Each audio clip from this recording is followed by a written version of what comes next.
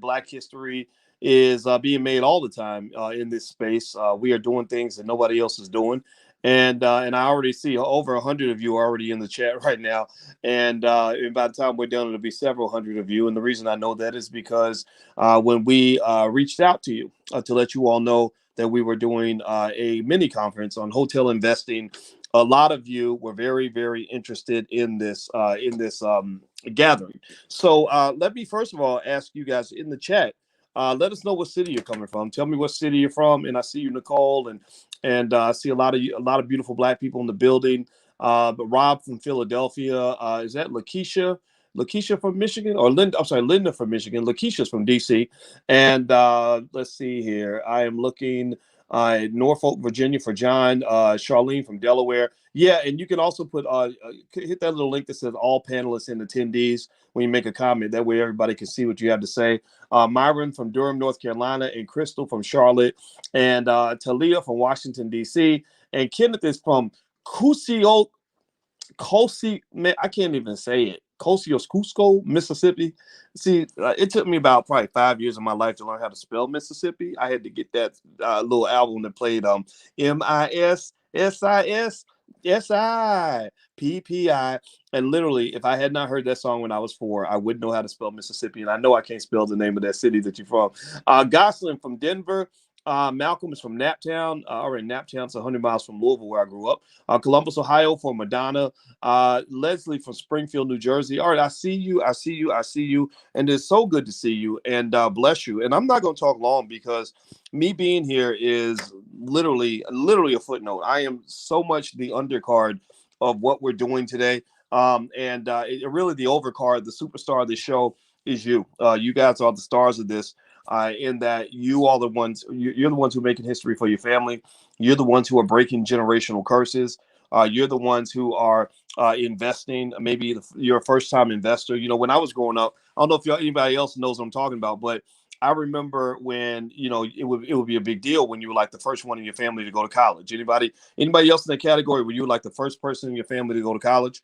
And I wasn't. I wasn't the first one in my family to go to college, but I had a lot of friends that were, and my parents were the first ones in their family to go to college, and they both graduated from the University of Louisville when they were about 30 years old. And now I think that the trend has changed. I really do.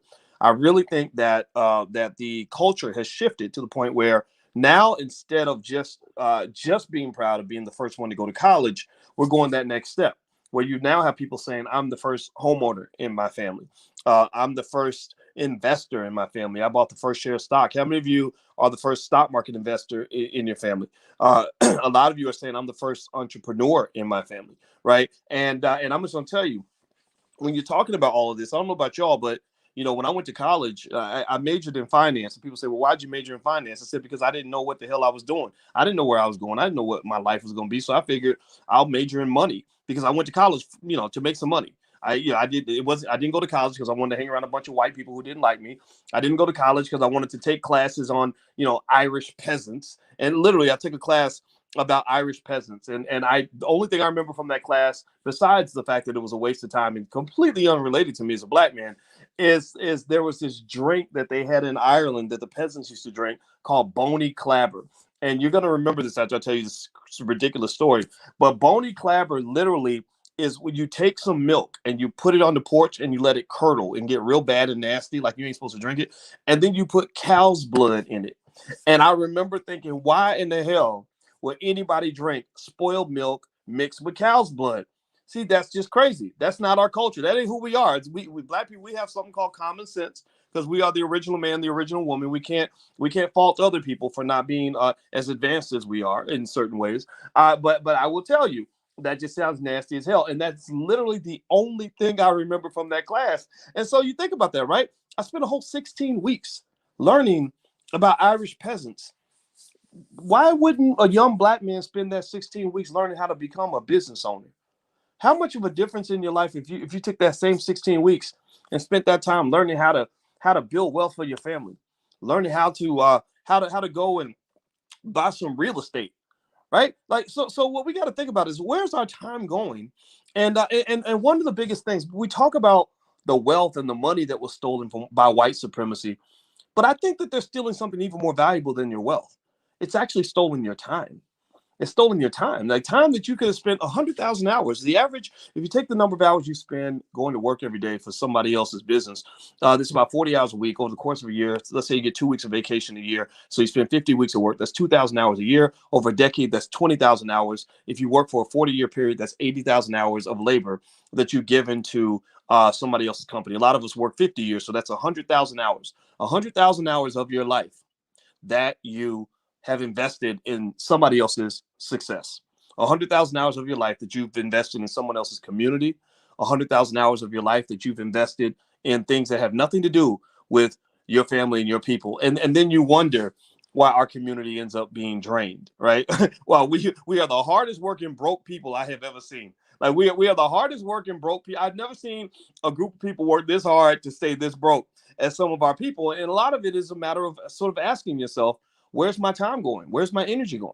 Well, the fact that you're here, that you're in this conference means that you're figuring it out. You know, we talk about consciousness, right? We talk about what it means to be woke and conscious. And people throw around terms like woke and conscious, and half the people talking about being woke ain't really woke. They're sound asleep. It's like one of those dreams. You ever have a dream where you don't realize you're dreaming in a dream, so you dream that you woke up? Anybody ever have that weird thing happen in your head, or am I the only weirdo in the room? But I remember having dreams where I would dream that I woke up and I would really think I'm woke. And in my mind, in my dream, I got up, I put my clothes on, got ready for school, and but then some weird thing would happen, like I would fly to school, or I would meet Michael Jackson on the way to school, right? And I would really think that I was awake.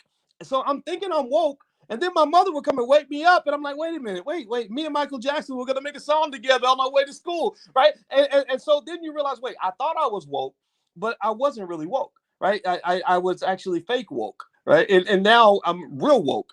And I think that that's kind of what we have sometimes when it comes to economics is, unfortunately, sometimes you can be fake woke thinking you're really woke. I spent a lot of years being fake woke. I spent a lot of years thinking that because I was a straight A student at the University of Kentucky, and then I eventually became a finance professor and all these things that I did, I was living in a fake woke world because eventually I did all the mainstream stuff. I was on CNN, all that stuff. And then I started realizing that, wait a minute, there's another level to this. There's another level to this game that wealthy people play. There's another level of power that truly empowered people have. When I started getting a chance to operate around maybe some millionaires and billionaires, I started realizing, like, wait a minute, whoa, they got you really thinking that you're a player and you're still actually being played. They got you thinking you're the puppet master when actually you are. Your middle name should be Pinocchio, and so that's what I think about when I think about what we're doing today. When I think about what's going to happen in this conference, we're going to talk about hotel investing. We got some great people here that are brilliant, brilliant, brilliant at what they do. And they're going to help open the doors to that next level that all of us are seeking. Where we know that there's something else out there. We just don't know quite what it is. Well, sometimes it's hard to climb up a mountain when you don't have somebody at the top kind of pulling you up and telling you what's on the horizon, right? And that's what these individuals in the Black Hotel Investing Conference are going to do for you. Now, one thing I want to mention to you is, if you go through the conference and you want to get a recording or anything like that, the URL we're using for this event is blackhotelinvesting.com. Some of you are listening outside of the conference. That stream will be shut down, but if you want to join, you still can. Just go to blackhotelinvesting.com, and we're going to cover a lot of great stuff today. That's going to be really good, and the speakers are awesome, and I'm really, really flattered and excited that these individuals have partnered with us in the Black Business School, because there's 138,000 of you, by the way, in case you want to know how many students are enrolled in the school. And I believe that we are helping, along with many other Black institutions, et cetera, to change the face of how Black people are being educated everywhere and around the world. And so the last point I'll make on this before we jump into this is this. I was reading about the Green Book, and anybody heard the Green Book? What the Green Book was used for back in the day. The Green Book was basically a book that was created. I have the brother's name in front of me. I gotta make sure I mention him and give him a shout out. The person who created the Green Book, his name was Victor Hugo Green, and Victor Hugo Green created the Green Book as a way to help Black people travel, because there weren't very many Black-owned hotels. He helped Black people travel in a way that was safe. He let them know what cities they could go to, which ones they can't, what places are good to stop, which places you can't, and which hotels were Black owned, which ones were not. And the Green Book served a wonderful purpose, kept a lot of people safe. It was very important, definitely for that time. I want to say between about the 1930s and the 1960s. And what's interesting about the Green Book is a couple things. First of all, the Green Book went deeper than just simply giving people a guide on where they could stay and which hotels they could stay in. It also created a whole community around people who were supporting Black-owned businesses, who were deliberately, for their survival, linking up with one another and engaging in economic transactions with each other so that everybody's made better off in the end. And the thing that actually stopped the Green Book from being in wide circulation, believe it or not, was this magical thing called integration. Now, I'm not anti-integration. In fact, I believe that if you live in a global society, you have to integrate on some level. You must engage in transaction and trade with the rest of the world. You don't have to live on an island, nor should you. But when you consider the fact that you had something as beautiful and as brilliant as the Green Book that created this amazing community, and that it was decimated when we suddenly diluted ourselves economically, you must also connect that to the economic consequences of that dilution that took place. Right? You thought you took a step up, but really you took a step down. You thought you moved forward, but really you moved backward. You thought you should be owning more than you did back then. Actually, you own less. So the theme of this whole hotel investing conference is ownership. We have people that can give you the keys in terms of understanding how you can take that next step, how you can set the tone for yourselves and for your children and grandchildren, how you can prepare the next generation to actually be power brokers and to actually be in a position to shape the community in a way that doesn't just bring people together, but also allows them to build the wealth that your family deserves. And so everybody in this room right now, I want you, just so we can get our mind right, type the word ownership in the chat. Ownership is the word for today. Ownership, ownership, ownership. I care. I do care if your child has a college degree. I think that's great. All of our kids are going to go to college. But more importantly, all of our kids, by the time they're 25, will own something more than a college degree. They won't just own a college degree. They might own a college. Okay. So or a hotel or a home or a bunch of shares of stock or whatever the case may be. All right. So that's where we're going with this. And that's the theme. And so I want to thank the whole team for putting this together and let them know that I'm about to step off the stage and let Amari Head and Devon Reeves take over. And so if you want to bring them on in, bring them on in. And by the way, the URL is blackhotelinvesting.com if you want to go check for the recording or anything else. So thank you all for joining us. It's great to see you. And I'm out of here. I'm going to zip it up and bounce. Thank you, guys. I'll see you soon.